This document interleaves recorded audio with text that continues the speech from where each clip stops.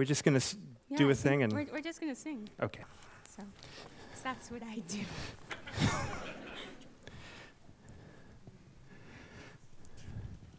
That's not the right song. I don't want to sing the wrong song. We could try. It might be entertaining.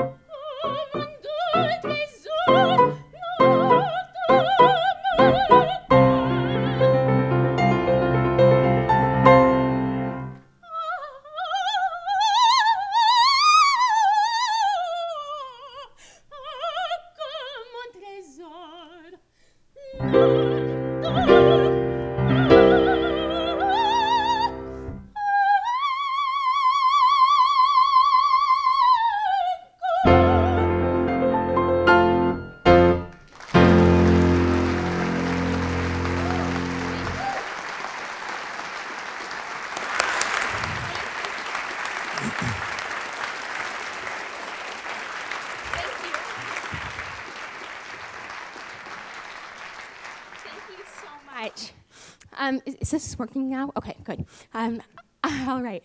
On October 26th, 2009, I woke up from a month-long coma after having undergone a double lung transplant. It's a little bit crazy. 6 years before that, I was starting my career as an opera singer in Europe when I was diagnosed with a condition called idiopathic pulmonary hypertension, or PH, which is caused when there's a thickening in the pulmonary veins, which makes the right side of the heart work overtime, and it causes what I affectionately refer to as the reverse Grinch effect. My heart was 3.5 sizes too big. Physical activity becomes increasingly difficult, and usually within 2 to 5 years, you die. I went to see the specialist who told me that I had to stop singing. She said those high notes are going to kill you, and though she didn't have any evidence to back up her claims that there is some connection between my microphone being in the wrong place and a connection between operatic arias and pulmonary hypertension, she was absolutely emphatic. I was singing my own obituary.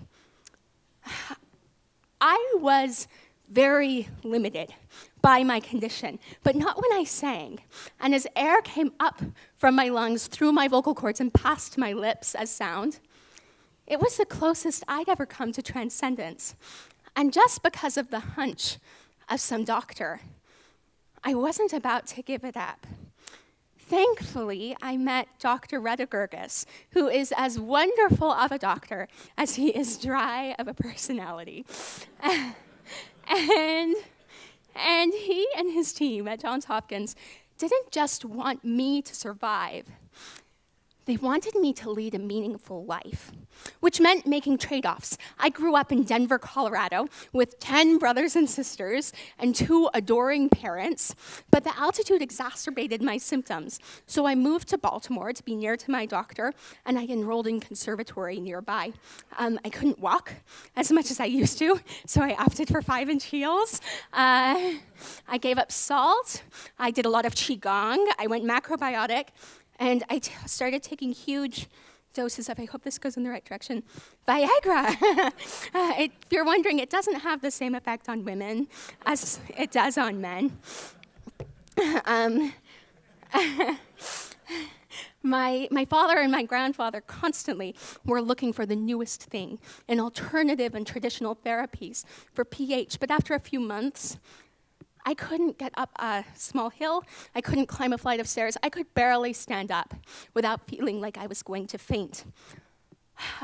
My doctors did this heart catheterization to measure this internal arterial pulmonary pressure that's supposed to be between 15 and 20.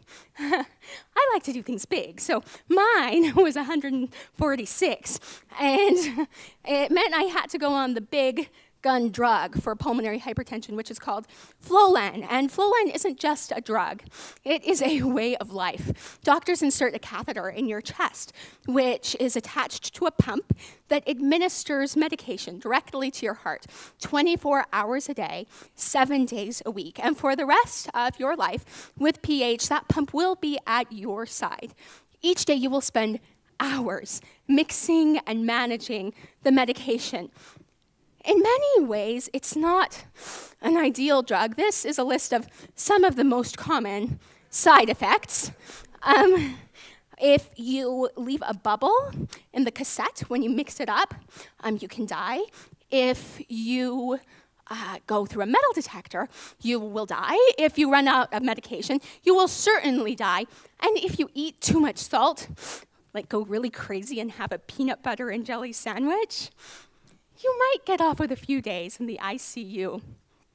No one wants to go on Flolan. But when I needed it, it was a godsend. Within a few days, I could walk again. Within a few weeks, I was performing. And in a few months, I debuted at the Kennedy Center. When I performed, the pump became a little problematic, so I'd attach it to my inner thigh with the help of a girdle and an ace bandage. I can't count how many elevator rides were spent stuffing my pump into my Spanx, hoping the doors wouldn't open unexpectedly.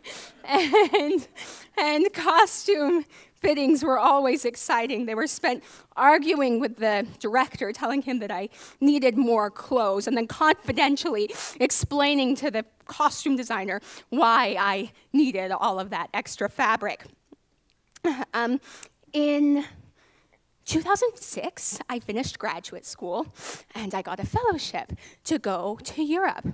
A few days after I arrived, I met this wonderful little old man who was a giant of a conductor, and he had conducted everywhere that I had ever wanted to sing, and practically every opera that I'd ever dreamed of singing. And soon, he was casting me in many of the roles that I had dreamed that one day I might sing.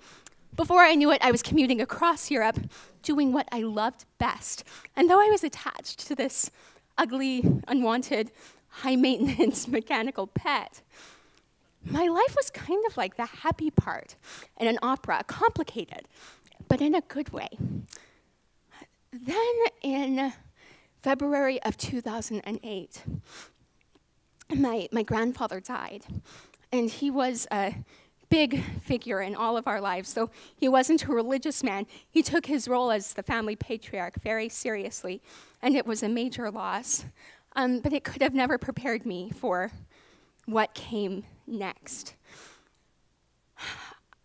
Less than 2 months later, I got a call from my oldest brother. My father had been in a catastrophic car accident and had died. At 24, my death would have been entirely expected, but his came out of nowhere. And more than anyone in my life, he had encouraged me as a musician. And without him there, I didn't really want to sing. I canceled most of my engagements for that summer, but I am incredibly fortunate to be surrounded by wonderful people. And one of them called me, and she encouraged me to go to a music festival that I'd been invited to in Tel Aviv. So I went. After one performance, I could barely drag myself from the stage to the taxi cab. When I sat down, I felt the blood rush down from my face, and in the heat of the desert, I was freezing. I could hear my heart's valves snapping open and closed. I reached into my skirt and I pulled out my pump to see if there was anything wrong, and I noticed my fingers were turning blue, and I was wondering, what's going on here? We finally arrived at my apartment, and I heaved myself out of the taxi cab, feeling each ounce of my weight as I walked to the elevator.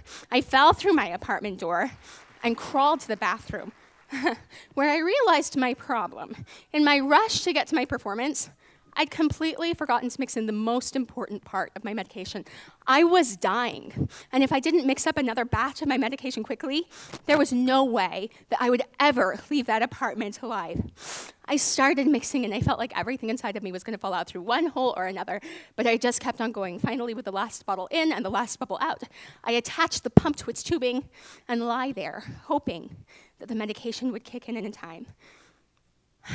And knowing that even if it did, something had to change. I got to the United States, and while consciously I planned on returning to Europe, subconsciously I knew something was wrong, and the next heart catheterization proved just that. I wasn't going anywhere further than a flight for life from Johns Hopkins Hospital. I performed here and there, but as my physical condition deteriorated, so did my vocal quality. My doctor wanted me to get a lung transplant. I didn't. I had had 2 friends in the previous year who had died after undergoing incredibly difficult and painful surgeries. On the other hand, I knew another young man who died while waiting one. I knew I didn't want to die, but there weren't too many options. I thought stem cells sounded great. Unfortunately, they hadn't been developed to a point that I could take advantage of them. I decided to take an official break from singing and go to Cleveland for the 3rd time in 5 years to be reevaluated for transplant. I remember sitting there with the head transplant surgeon, kind of unenthusiastically, asking if I needed a transplant, what I could do to prepare. He said, "Be happy.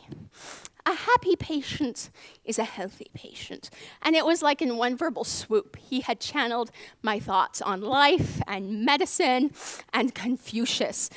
I still did not want a transplant, but within a month, I was back in the hospital with some severely edemic cankles, very attractive.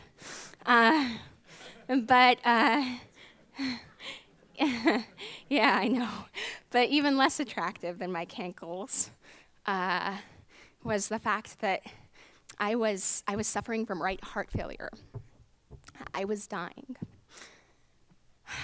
I finally decided it was time to take my doctor's advice and to go to Cleveland to start the agonizing wait for a match. But the next morning, while I was still in the hospital in Baltimore, I got a call. It was 5 a.m., and it was my doctor in Cleveland. They had lungs.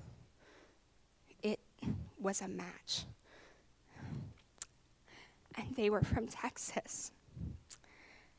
And everybody was really happy for me, but me.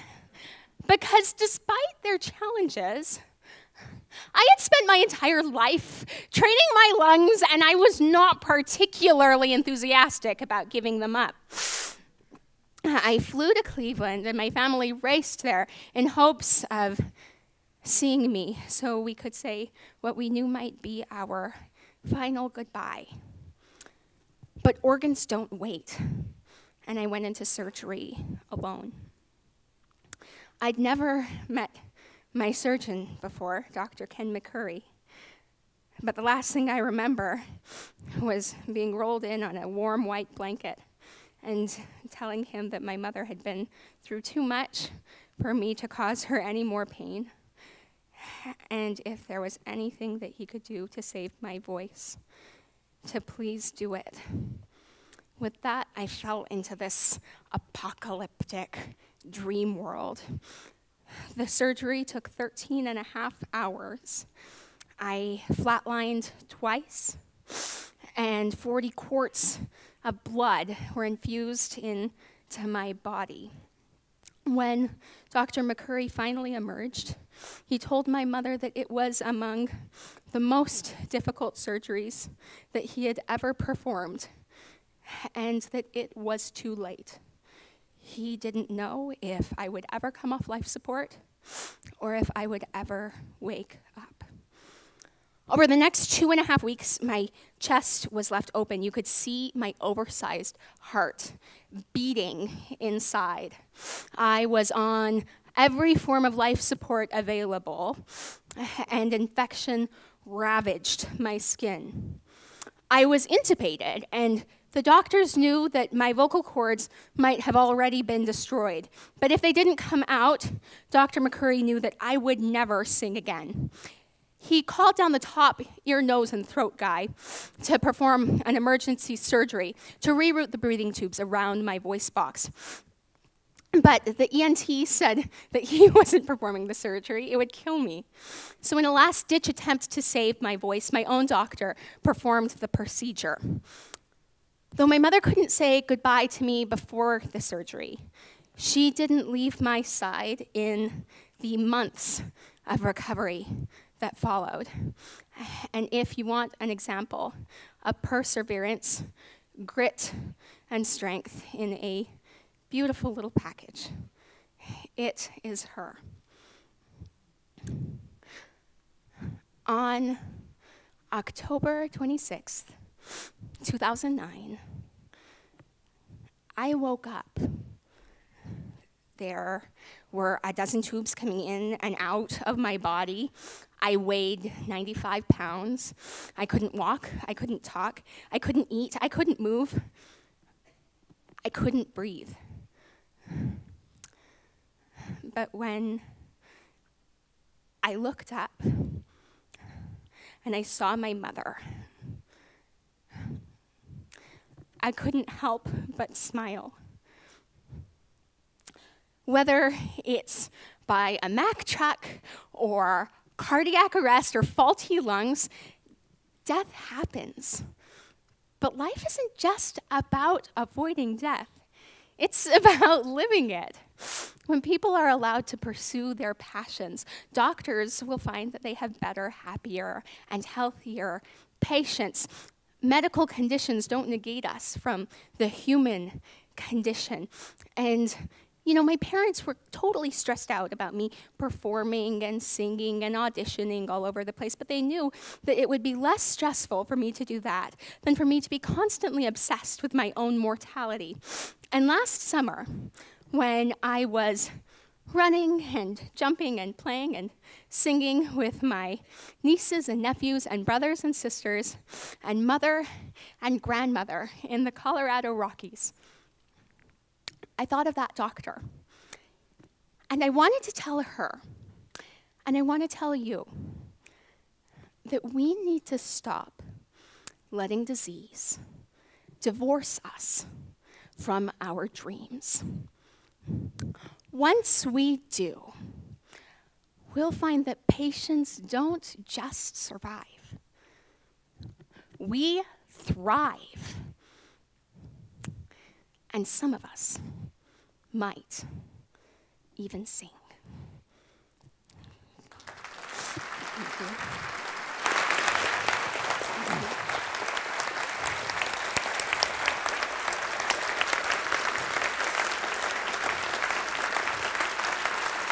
And we might even get to sing with Mike Hawley once more.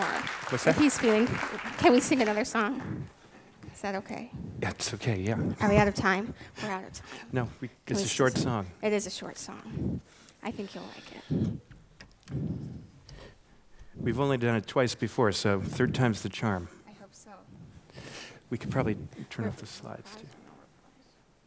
Reprise or no reprise? Reprise? Yeah, sure. Yeah? Okay. We don't have to. Someday he'll come along, the man I love, and he'll be big and strong, the man I love. And when he comes my way, I won't let him get away.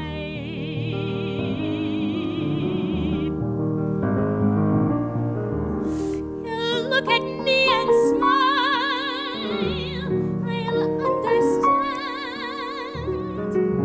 and in a little while he'll take my hand. And though it sounds absurd, I know he won't say a word.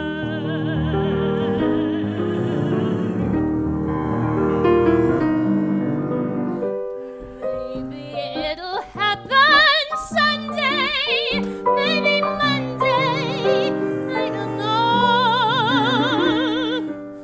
Maybe it'll happen Monday, maybe Tuesday will be my good news day. He'll build a little home that's meant for two, from which we'll never roam. Who would you? And from all us above, I'm dreaming of the man I love.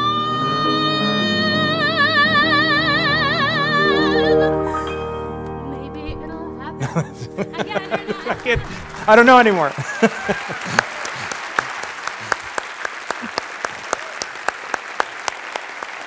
Thank you very much. Should I get a kiss? Mwah. Thank you. Thank you. Thank you. Thank you. Thank you very much. Thank you. Thank you. I never know when to walk off. That's always the problem with divas. But